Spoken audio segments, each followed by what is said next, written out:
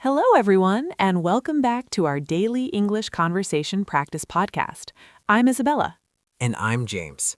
Today's story is a little emotional, a little scary, but also very hopeful. Yes, because today we're talking about something many people are afraid of. Losing a job. Exactly. The title of today's episode is He Lost His Job. Then what? And don't worry, this story is perfect for A2 to B1 English learners. We'll speak clearly, naturally, and explain ideas through the conversation. So relax, listen carefully, and try to understand the meaning, not every single word. All right, Isabella, let's start the story. Okay, imagine this. It's Monday morning. You wake up early, you drink your coffee, you get dressed for work. Everything feels normal. Yes, very normal. But inside, something feels wrong. Our main character today is a man named Daniel. Daniel is 34 years old. He works in an office. He has worked there for 7 years. 7 years is a long time. Exactly. Daniel thought his job was safe. He believed, I work hard. I'm loyal. They need me. That morning, when Daniel arrived at the office, his manager asked him to come into the meeting room. That's usually not a good sign. No, it isn't. The manager closed the door. He looked serious. And then he said the words Daniel never expected to hear. I'm sorry, Daniel. We have to let you go. Let's pause for a moment. To let someone go means to fire someone, to lose a job. Yes, Daniel didn't understand at first. He said, "What do you mean?" The manager explained that the company was having financial problems, They needed to cut costs. and Daniel's position was no longer available. Daniel felt shocked. His head felt empty. His hands were cold. He couldn't speak. Finally, he asked a simple question. Is there anything I can do? The manager shook his head and said, I'm really sorry. Daniel packed his things slowly. A box, some papers, a photo from his desk. He walked out of the office. 7 years, gone in 10 minutes. Isabella, how do you think Daniel felt at that moment? Honestly, lost, scared, embarrassed. Yes, many people feel embarrassed when they lose a job. They think, is it my fault? Am I not good enough?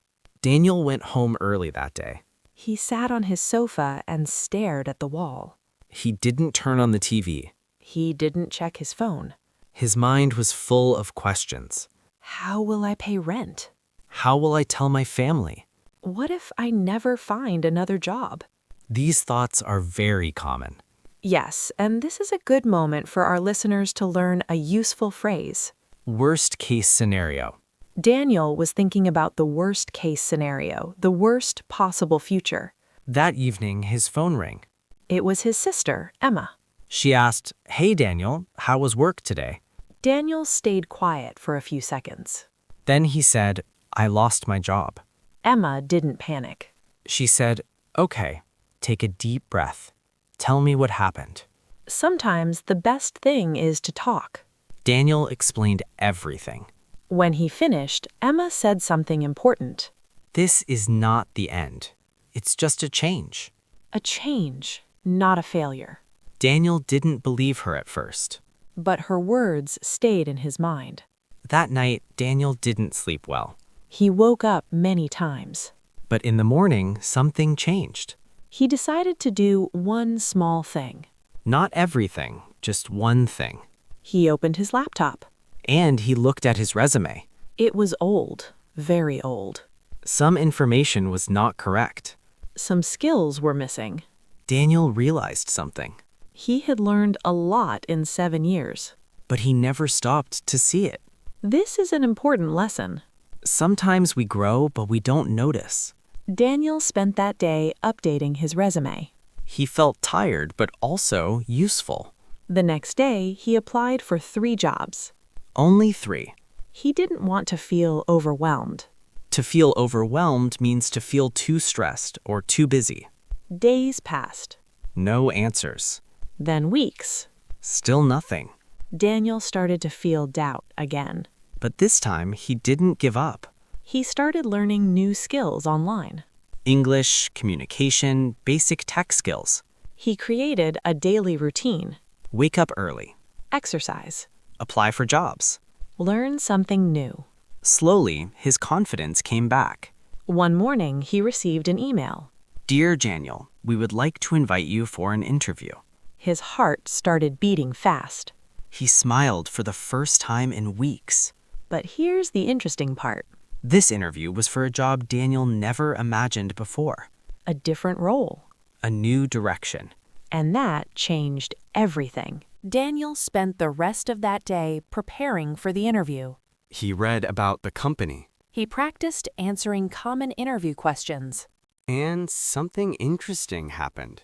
He felt nervous, but also excited. That excitement surprised him. Because for the first time since losing his job, he felt hope.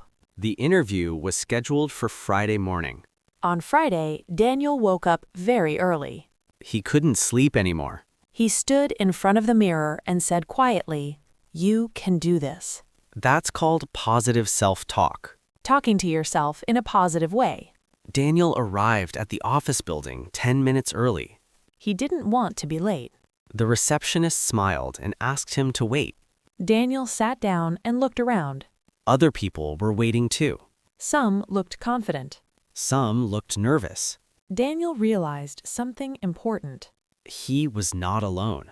Everyone there wanted a chance. After a few minutes, a woman called his name. Daniel? She was the hiring manager. They walked into a small meeting room. She smiled and said, "Thank you for coming today." Daniel smiled back and said, "Thank you for inviting me." The interview started with simple questions. Tell me about yourself. Daniel answered slowly and clearly. He talked about his experience. He talked about his skills. Then came a difficult question. Why did you leave your last job? Daniel paused. He took a deep breath. And he decided to be honest. He said, "The company had financial problems and my position was cut." He didn't sound angry. He didn't blame anyone. That's very important in interviews. Then he added something unexpected. I learned a lot there, and I'm ready for a new challenge. The hiring manager nodded. She seemed impressed. The interview continued. They talked about teamwork, Problem solving. communication skills. Daniel felt more relaxed with each answer. At the end, the manager said, "Do you have any questions for me?" Many people say no. But Daniel asked questions He asked about growth. about learning opportunities. He asked about the company culture. The interview ended on a positive note. Daniel left the building feeling proud, Not confident he got the job. but proud that he tried. That feeling stayed with him. Days passed again. Waiting is hard. Daniel checked his email many times a day. Sometimes every 5 minutes. He tried to stay busy, Learning. applying. Improving himself. One afternoon, his phone rang. Unknown number. Daniel hesitated. Then he answered. "Hello, this is Daniel speaking." The voice on the other side said, "Hi, Daniel. This is Sarah from the company." Daniel's heart started beating fast. She said, "We were very happy with your interview." Daniel held his breath. But, she continued, That word is scary. "but we need a little more time to decide." Daniel felt disappointed. But he said politely, "I understand. Thank you for letting me know." After the call, Daniel felt mixed emotions. Hope and fear together. That night, he talked to Emma again. She asked, "How did it go?" Daniel told her everything.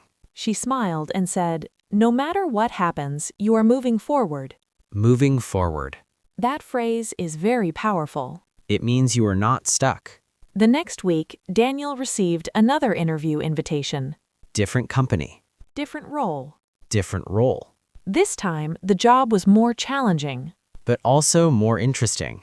Daniel noticed something. He was no longer afraid of interviews. Each interview was practice. Each experience made him stronger. Let's pause for our listeners. This is an important lesson. Failure is not the opposite of success. It's part of success. Daniel started to believe that. One morning, something unexpected happened. He received 2 emails. 2 different companies. Both wanted a second interview. Daniel laughed. A few weeks ago, he felt hopeless.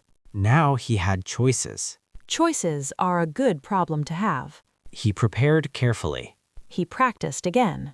But this time he felt calm. Confident, but not arrogant.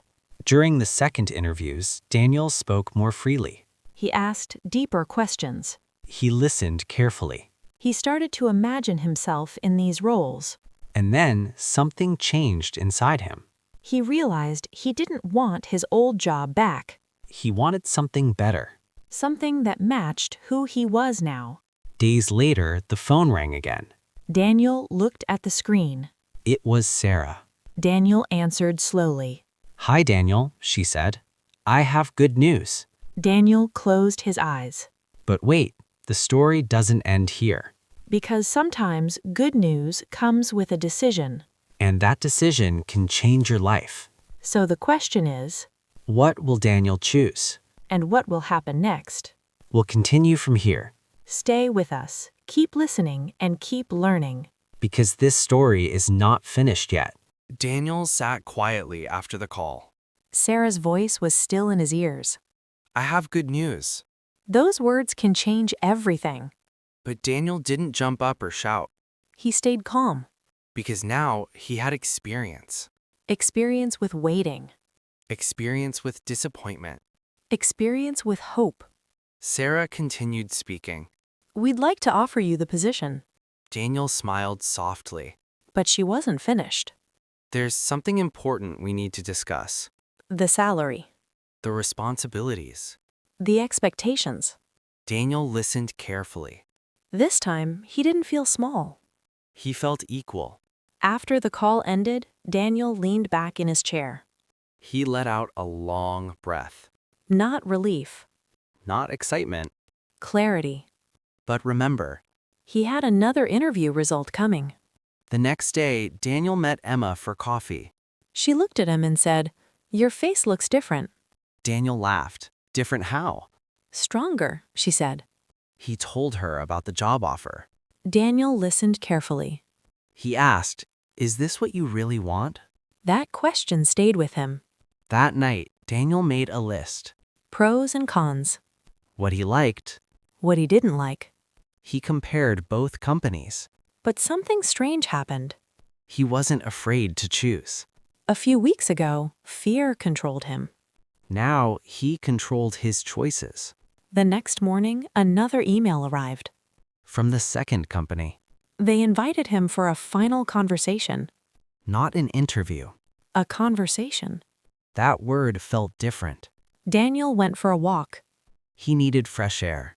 He thought about the past month. Losing his job. Feeling useless. Feeling scared. And then learning. Improving. Growing. Sometimes losing something opens a door. But you must be brave enough to walk through it. The conversation with the second company was relaxed. They talked about goals. Values. Long-term plans. Daniel asked honest questions. And he gave honest answers. After the call, he felt something clear. He knew which job felt right. But he didn't decide immediately. He slept on it. To sleep on it means to wait before making a decision. The next morning, Daniel woke up calm. No fear. No panic. Just certainty. He opened his laptop. He wrote 2 emails. 1 acceptance. 1 polite rejection. That takes courage. Rejecting an offer respectfully is a skill. After sending the emails, Daniel smiled. But this isn't the end. Because starting a new job brings new challenges, New fears. new doubts. And new lessons. Daniel's first day was coming. And he didn't know what to expect. But one thing is clear. He was no longer the same person. The man who lost his job, Was not the same man who found a new one. and that difference matters. So let's continue. Because the real test starts now. The first day. The new environment. The new version of Daniel. And what happens next may surprise him. And maybe inspire you too. Daniel's first day at the new job arrived faster than he expected. He woke up early again. But this time, his stomach wasn't tight with fear. It was excitement. He put on his jacket, looked in the mirror, and smiled. Not because everything was perfect. But because he was ready. When Daniel entered the office, the environment felt different. People smiled. They greeted him. Good morning. Welcome. Those simple words meant a lot. His manager showed him around. New desk. New computer. New responsibilities. Daniel felt overwhelmed for a moment. But then he remembered something. Everyone is new on their first day. No one expects perfection. They expect effort. Daniel asked questions. He took notes. He listened carefully. When he made small mistakes, he didn't panic. He corrected them. And learned. At lunch, a colleague asked him, "So what did you do before?" Daniel paused for half a second. Then he answered calmly. I worked at another company for several years. I learned a lot there. No shame. No sadness. Just truth. That afternoon, Daniel realized something important. Losing his old job didn't break him. It prepared him. It pushed him to grow. A few weeks later, Daniel felt comfortable in his role. Not perfect. But confident. One evening, he met Emma again. They sat in the same cafe. She looked at him and smiled. You look happy, she said. Daniel nodded. I am, he replied. But not because I have a job. Because I believe in myself again. That sentence is powerful. Believing in yourself changes everything.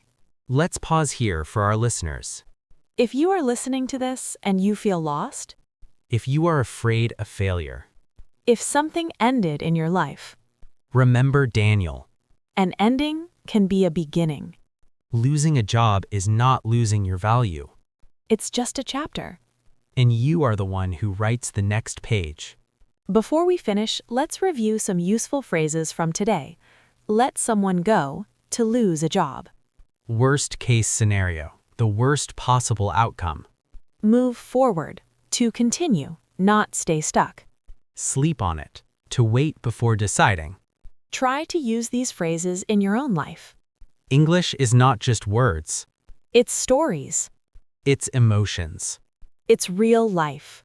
Thank you for listening with us today. If you enjoyed this story, listen again. Repeat Pause. and practice. This was Isabella, And James. reminding you, Don't give up, even when life surprises you, especially when it does.